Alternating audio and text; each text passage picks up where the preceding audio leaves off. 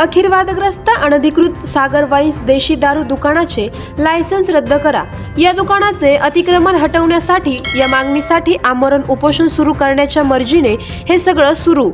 उत्पादन शुल्क विभागाचे अधिकारी सामील आहेत। या चौकशीची मागणी संगमनेर शहरातील दिल्ली नाका येथील नगरपालिकेच्या शासकीय जागेत असलेल्या अनधिकृत सागर वाईन्स सरकार मान्य देशी दारूच्या दुकानाविरोधात आमरण उपोषण सुरू करण्यात आले आहे। सदरील दुकानाचे बोगस लायसन्स रद्द करावे, नगरपालिकेने अनधिकृत अतिक्रमण हटवावे, अशा मागण्या उपोषणकर्त्या सामाजिक कार्यकर्ता बानो अभिषेक यांनी केल्या आहेत। सदरील दुकान हे अनेक वर्षापासून खोटी कागदपत्रे बनवून नगरपालिका व उत्पादन शुल्क विभागाच्या डोळ्यात धूळफेक करत चालवत असल्याचा आरोप बानोबे शेख यांनी केला असून सदरील दुकानात तात्काळ बंद करून खोटे कागदपत्रे सादर केल्याप्रकरणी गुन्हा दाखल करून दुकानाचा परवाना कायमस्वरूपी रद्द करावा, अशी ठाम भूमिका त्यांनी घेतली आहे।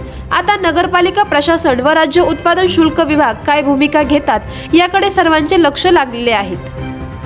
उपोषणकर्ता शेख यांनी या संदर्भात नगरपालिका व उत्पादन शुल्क विभागाकडे वारंवार पाठपुरावा केला होता, परंतु संबंधित विभागाकडून कोणत्याही प्रकारची कारवाई झाली नसल्याचे आमरण उपोषणाचा निर्णय त्यांनी घेतला।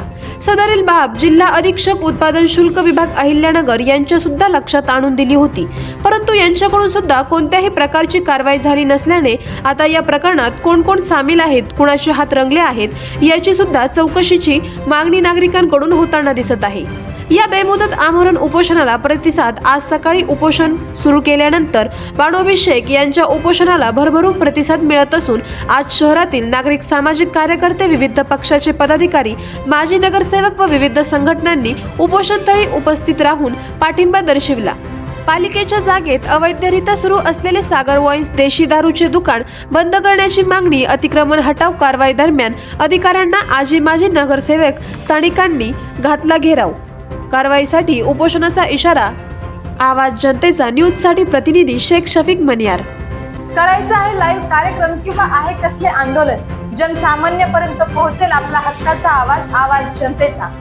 बातमी व जाहिरातीसाठी संपर्क करा स्क्रीनवर दिलेल्या नंबरवर।